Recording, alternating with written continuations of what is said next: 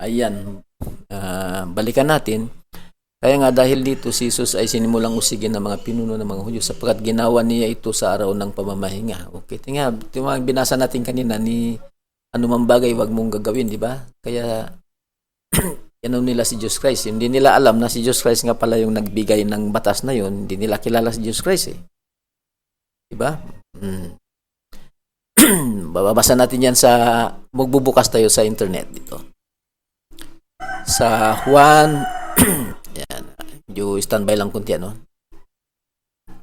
Sa natin yung aklat ni Juan sa Tagalog. Kaya mag-open itong ano ko eh. Ayaw mag-open yung aking browser. Proceed na lang tayo dito.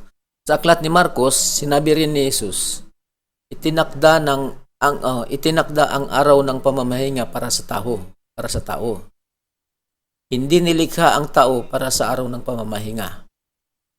Ang anak ng tao ay Panginoon maging ng araw ng pamamahinga. O, kita mo, maliwanag, consistent ito doon sa 35 na binasa natin kanina na siya yung Panginoon, siya ang may-ari noon, siya ang nagbigay kay Moises, ano?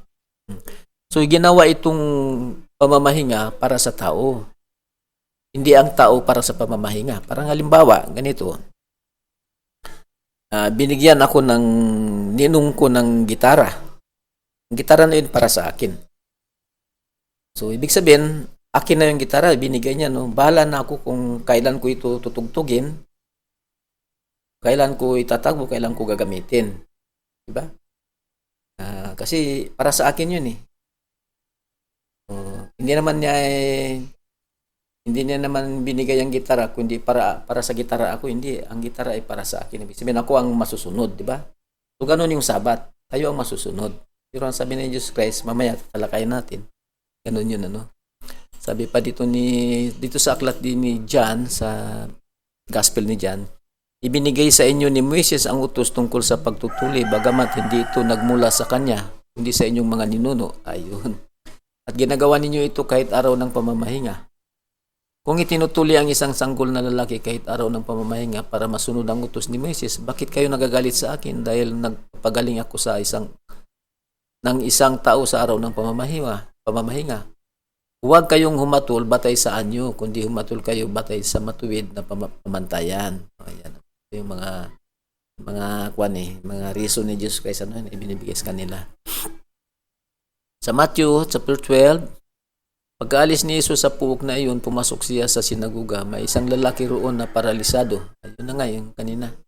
Ang isang kamay naroon din ang ilang taong naghahanap ng pagkakataong maparatangan si Jesus. Ayan. Kasi hinahanapan nila si Jesus Christ ng krimen para makasuhan nila kasi galit sila kay Jesus Christ eh. Kasi ang popularidad ni Jesus Christ ay tumataas Yan, habang nagpapagaling siya, gumagawa siya ng miracles. Yung tao ay dumarami sumusunod sa kanya. So nawawala na yung popularidad ng mga kaparian doon Yung pati mga rabbis, mga doctors.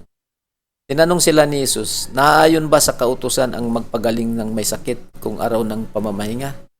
Sumagot siya, kung kayo'y may tupang nahulog sa balon sa araw ng pamamahinga, hindi ba ninyo ito iahon? Higit na mahalaga ang isang tao kaysa isang tupa, kaya't naayon sa kautusan ang gumawa ng mabuti sa araw ng pamamahinga. Yun, Ibig sabihin, yung kautusan noon ay binigay ng Diyos ni Yahweh sa kay Propeta Moises, hindi masyadong naintindihan ng mga pinunong Hudyo, O hindi, naintindihan nila, iba ang kanilang pag-interpret, Ano ba naman ito? Bakit nagsilabasan ito?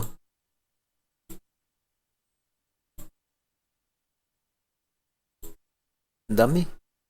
Ayun, o isa pa. Ano ba naman ito? Ayan, So, kaya sinasabi ni Jesus Christ na mas mahalaga ang isang tao kaysa isang tupa. Kaya't naayon sa kautusan ang gumawa ng mabuti sa araw ng pamamahinga. So, yan ang kanyang sagot doon sa mga paratang sa kanya eh.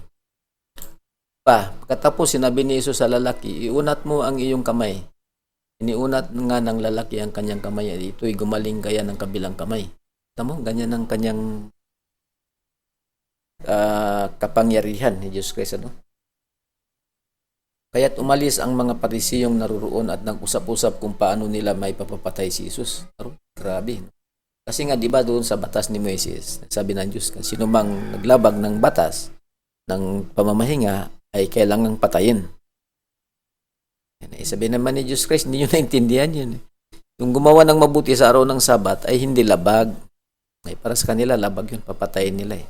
Kamatayan ng parusa, di ba doon sa batas kanina, yung binasa natin sa primero. Yan.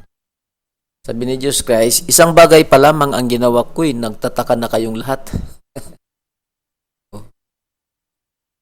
So, yan. Tapos sino pa? Sunod dito sa Mark.